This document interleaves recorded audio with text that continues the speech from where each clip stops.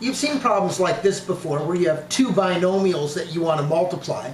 Remember, a binomial is an expression that has two terms. And when you do these, we typically think of FOIL, where we multiply the first, the outer, then the inner, and then the last terms. But I'd like to propose that instead of thinking of FOIL, we think of the distributive property. And instead of thinking of just the distributive property, I'd like to think about using the distributive property 2 times. In other words, when I do the first terms and the outer terms, notice what I'm really doing is distributing the 2x to each of those things. And then when I do the inner and the last, what I'm really doing is distributing the 5 to each of those things. So instead of thinking FOIL, why not think of this? 2x times the 3x minus 4, 5 times the 3x minus 4, because that's really what we're doing. This gives us our first and outer, this gives us our inner and our last. And now when I use the distributive property, I get this here, and that cleans up to 6x squared plus 7x minus 20. This is more useful when you're working with square roots, and I'll show you an example of that right here. Let's take a look. In our first example, we have 3 plus the square root of 3 and 2 minus the square root of 6. Let's use the distributive property 2 times. We have the 3, 2 minus the square root of 6, plus the square root of 3, and the 2 minus the square root of 6. Now let's use the distributive property. 3 times 2 is 6. 3 times the square root of 6, 3 square roots of 6, and the minus comes down. Now we have square root of 3 times 2, 2 square roots of 3, and finally square root of 3 and square root of 6 is the square root of 18, and that subtraction sign comes down. Now I'll see if I can simplify and combine any like terms. Well, nothing to do there, nothing to do there, nothing to do there, but the 18 does simplify to 3 square roots of 2. So my final answer, 6 minus 3 square roots of 6 plus 2 square roots of 3 minus 3 square roots of 2. There are no like terms. I can't combine these any further. Now, let's take a look at our next example.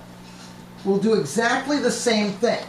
We have 8 plus the square root of 7 and 4 plus the square root of 5. Again, instead of thinking FOIL, I'm going to think the distributive property twice. 8 times 4 plus the square root of 5, plus 7, and 4 plus the square root of 5. Now let's use the distributive property. 8 times 4, 32. 8 times the square root of 5 is 8 square roots of 5. 4 times the square root of 7 is 4 square roots of 7. And square root of 7 times the square root of 5 is the square root of 35. I look through, there's nothing that'll simplify, and there are no like terms to combine. Therefore, this is the answer to this expansion. Now, on example 3, we have the same kind of thing going on. Notice I have my first binomial, my second binomial. So I'll take the square root of 3 times this, and the 2 times this. Use the distributive property, and I end up with the square root of 9 plus the square root of 3 plus 2 square roots of 3 plus 2. Now this time I can clean up a little bit. Square root of 9 is 3, and 3 and 2 are like terms. They add up to 5. I have the square root of 3 and 2 square roots of 3 here. That gives me 3 square roots of 3. So I have 5 plus 3 square roots of 3. So in this case, there was some like terms I could combine. I could clean it up a bit. Now I'd like you to try the next 4 examples. They're very similar to this, the same idea. You're going to think of these as the 2 binomials with the distributive property being used twice. Please pause the video here, and when you're finished, come back and we'll check your answers.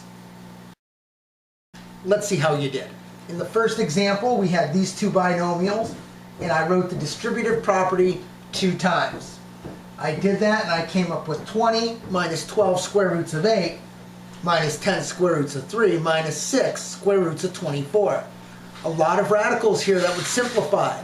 And so I have 20 minus 24 square roots of 2 minus 10 square roots of 3 minus 12 square roots of 6. No terms will simplify, no terms will combine. On example 5, we have these two binomials, and I wrote it out using the distributive property twice. I ended up with the square root of 15 plus the square root of 21 minus the square root of 25 minus the square root of 35. Here, the only term that simplified was the square root of 25. It's a perfect square. And so, square root of 15 plus the square root of 21 plus 5 minus the square root of 35 is this expanded in simplest radical form. And remember, when we multiply these out, we call it expanding it because it's taking from something small and making it something larger. On example number 6, the same thing going on here. We have 2 plus the square root of 2 and 2 minus the square root of 2. I thought of it as the distributive property twice, and so I went through and distributed. Now this time something really cool happened. We had minus 2 square roots of 2 and plus 2 square roots of 2. We had opposite terms. And so if you have 2 of them, you take 2 of them away, there's no square roots of 2 left.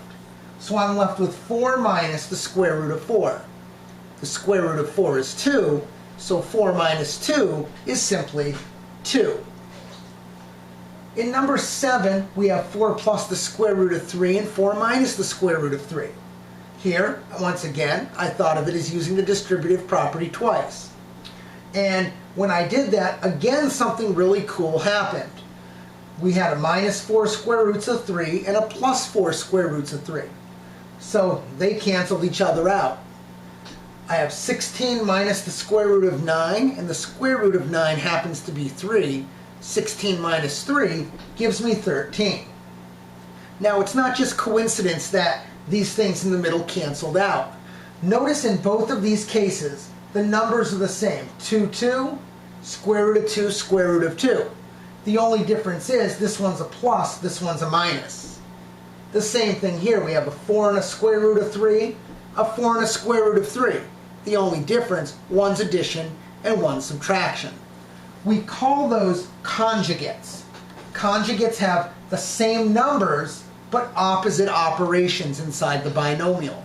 And when you use conjugates, the middle terms will always cancel out. So what do you need to know? Well, here we go. Number 1, when you see two binomials, think of it as using the distributive property 2 times. Work through, do your distributing, and then simplify and combine like terms if you're able to. If you have conjugates where same numbers, opposite operations, then you can expect that the middle term will fall out.